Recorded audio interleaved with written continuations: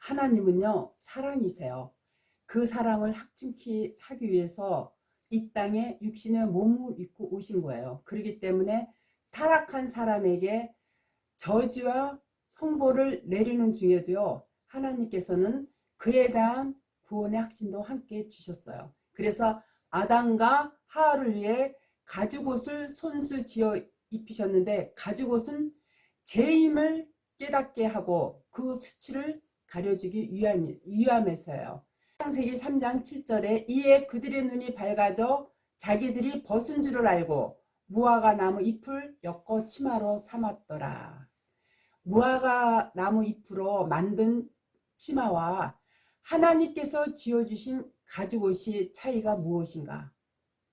먼저 사람이 만든 옷은요, 몸의 어느 한 부분만을 가리는 옷이었지만 하나님께서 입혀주신 가죽옷은요, 몸 전체를 가려주는 온전한 옷이었어요. 또한 사람이 만든 옷은요, 나뭇잎으로 만들었기 때문에 금방 시들어 버리지만 하나님께서 입혀주신 옷은요, 가죽옷으로 만들었기 때문에 오래 가는 옷이에요. 궁극적으로 하나님께서 입혀준 가죽옷은요, 너희 스스로가 죄인됨을 깨닫고 에덴에서 하나님과 함께 동행했을 때 그 시절이 얼마나 지상 낙원이었는가, 그거를 두고두고 되새기라고 입혀준 옷이에요. 또한 가죽옷은요, 너희가 하나님의 명을 어겨서 짐승이 뭐냐면 사단이거든요. 짐승이 되었음을 상기하라는 뜻도 그 안에 포함되어 있어요. 가죽옷은요, 타락한 인간들이지만 그래도 그들을 완전히 버리지 않겠다는 하나님의 긍휼과 용서를 입증하는 증표이기도 해요. 그것은 아담과 하와가 요청한 것이 아니라 우리의 죄인됨을 각인시키기 위해서 하나님께서 직접 지어주셨던 거예요. 그래서 마태복음 20장 28절에 하나님이신 그 예수님께서 인자가 온 것은 섬김을 받으려 함이 아니라 오히려 섬기려 하고 자기 목숨을 많은 사람의 대속물로 주려 함이니. 아담과 하와에게요, 가죽옷을 지어 입혀주신 하나님의 마음은요, 마침내 예수 그리스도의 십자가 속죄 사역을 통해서요, 죄인된 우리에게 하나님의 최종 목적지로 알려주는 시작과 끝을 나타내고 있는 거예요. 그래서 로마서 5장 12절에 보면 이러므로 한 사람으로 말미암아 죄가 세상에 들어오고 죄로 말미암아 사망이 왔나니 이와 같이 모든 사람이 죄를 지었으므로 사망이 모든 사람에게 이르렀느니라. 아담 안에 있는 모든 사람은요, 다 죽었어요. 따라서 아담의 범죄로 말미암아 죄가 들어오고 그 죄로 인하여 이 땅에 있는 사람은 전부 죽어야 하는데, 그렇게 할 수가 없어요. 그렇게 되면은 하나님이 천지창조의 목적이 이루어질 수가 없거든요. 아담 안에 있는 모든 사람은 다 죽었어요. 따라서 아담의 범죄로 말미암아 죄가 들어오고 그 죄로 인하여 이 땅에 있는 모든 사람들은 전부 죽어야 하는데 그렇게 할 수가 없어요. 그래서 여자의 후손에 대한 약속을 하신 거예요. 그 후에 노아의 언약, 그리고 아브라함과의 언약, 또 모세하고 나는 시내산 언약, 그리고 다윗 언약으로 점차적으로 발전한 거예요. 또한 하나님께서요, 예레미야 선지자를 통해서 새 언약을 말씀하셨어요. 예수 그리스도가 오시기 전까지 모든 인생은 죄 완전히 포위되어 있었어요. 그렇기 때문에 하나님의 새 언약은요, 완전한 죄 사함의 언약이에요. 그래서 이사야서 53장 4절 이하에 예수 그리스도에 대해서 이렇게 미리 표현을 다 해놓으셨어요. 그는 실로 우리의 질고를 지르고 우리의 슬픔을 당하였거늘 우리는 생각하기를 그는 징벌을 받아 하나님께 맞으며 고난을 당한다 하였노라. 그가 찔림은 우리의 허물 때문이요 그가 상함은 우리의 죄악 때문이라. 그가 징계를 받음으로 우리는 평화를 누리고 그가 채찍을 맞음으로 우리는 나음을 받았도다. 우리는 다 양 같아서 그릇 행하여 각기 제 길로 갔거늘 여호와께서는 우리 모두의 죄악을 그에게 담당시키셨도다. 하나님의 약속은요, 예수 그리스도를 중보하여 세워졌기 때문에 이러한 하나님의 약속을 우리가 믿기만 하면 돼요. 우리의 힘으로는 도저히 죄에서 빠져나올 수 없는 절망적인 상황이지만 그리스도의 십자가를 통해 죄에서 해방해 주시겠다는 그 하나님의 사랑을 엿볼 수가 있는 거예요. 율법은요, 정죄를 통해서 죄인이라는 사실을 깨닫게 할 수는 있지만 결코 그 죄를 사할 수는 없어요. 그러나 그리스도를 통해 죄를 사해 주신과 동시에 단 한 영혼이라도 더 죄에서 속량해 주시겠다는 하나님의 의지가 강하게 담겨 있음을 우리가 느낄 수가 있는 거예요. 따라서 성경에 기록된 하나님의 약속은요, 궁극적으로 예수 그리스도 안에서 완전한 구원으로 성취되는 이것이에요. 그래서 예레미야 31장 34절에 그들이 다시는 각기 이웃과 형제를 가리켜 이르기를 너는 여호와를 알라 하지 아니하리니 이는 작은 자로부터 큰 자까지 다 나를 알기 때문이라. 내가 그들의 악행을 사하고 다시는 그 죄를 기억하지 아니하리라. 죄는요, 단순히 사람을 속이고 폭행하고 살인하는 악한 행위들만 말하는 것이 아니에요. 이것들은요, 죄의 중상일 뿐이에요. 그렇다면 성경에서 말하는 죄가 무엇인가? 성경에서 말하는 죄는요, 그리스도를 믿지 않는 것이 죄라 그랬어요. 그러므로 그리스도의 말씀이 내 안에서 살아 움직이면요, 하나님을 알기 전에 지었던 우리의 모든 죄는요, 하나님께서 기억지 않으시겠다고 분명하게 말씀을 하셨어요.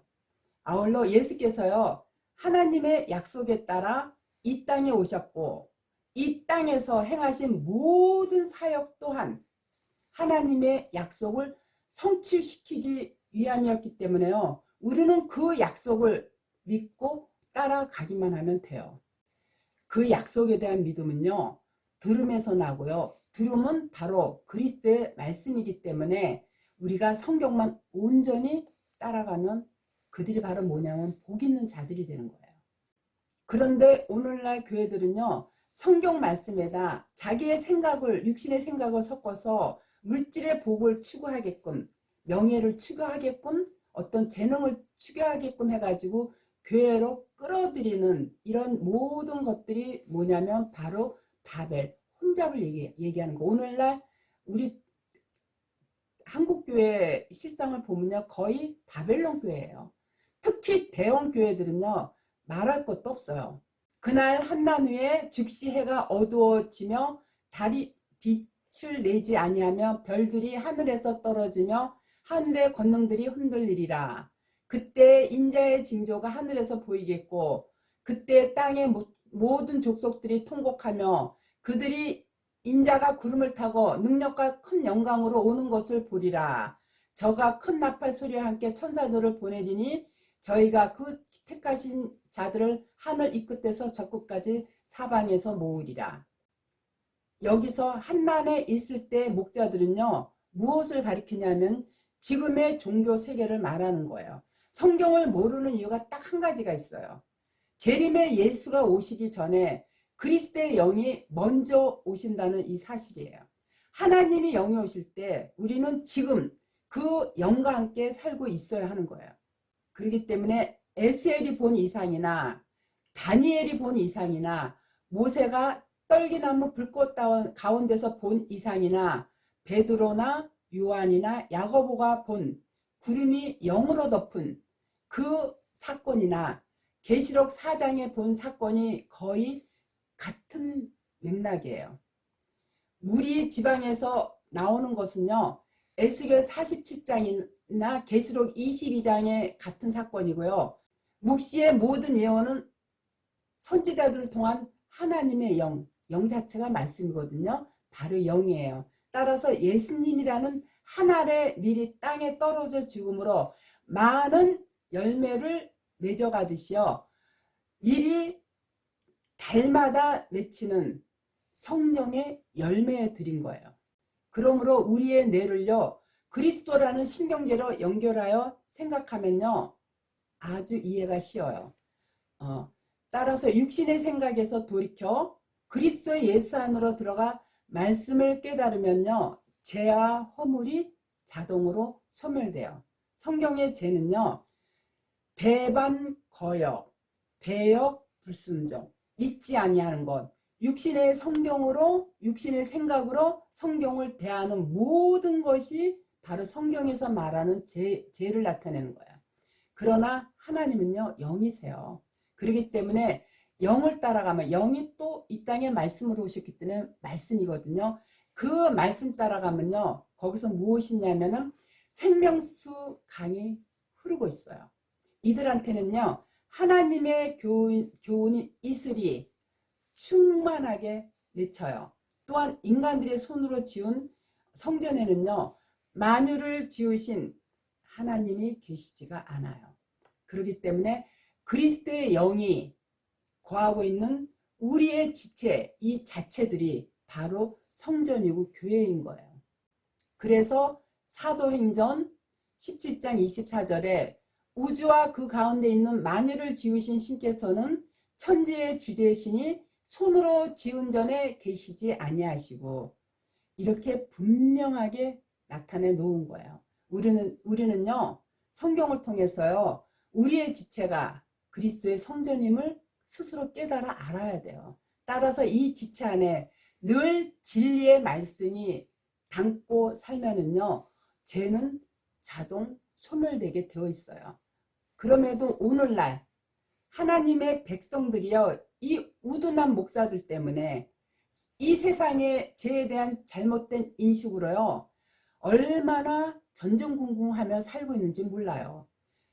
그들이 누구냐면 바로 목사예요. 이 목사들은요, 윤리적인 잣대로 또는 도덕적인 기준으로 또 간음, 도박, 살인, 강도 등의 이러한 엉뚱한 세상 죄를요, 정죄를 하고요, 그런 거 짓지 말라고 다그침을 하고 있어요.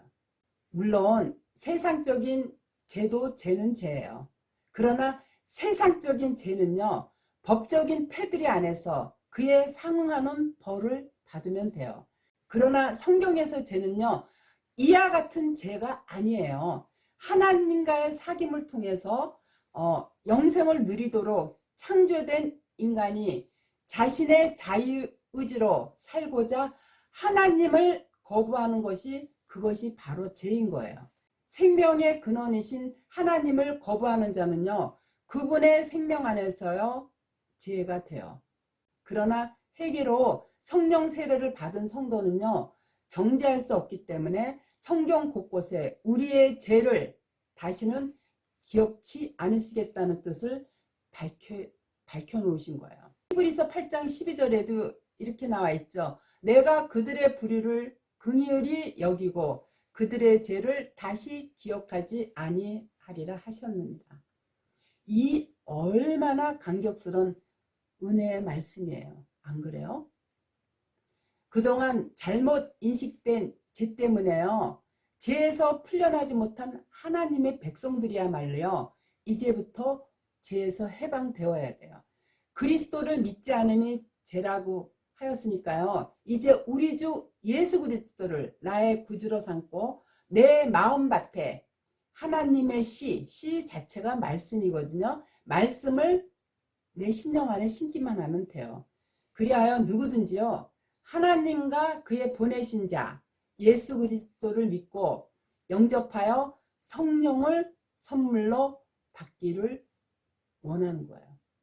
누구라도 하루속히 죄에서 해방되기를요, 주님의 이름으로 간구하고 또 간구드려요. 제발 목사들 그 거짓된 교리에 속지 마시고요. 말씀으로 오신 예수 그리스도가 성경 안에 이미 다 밝혀놓았으니까요. 성경 안에서 그 하나님을 만나는 여러분들이 되시기를 정말 간절한 마음으로 바라겠어요.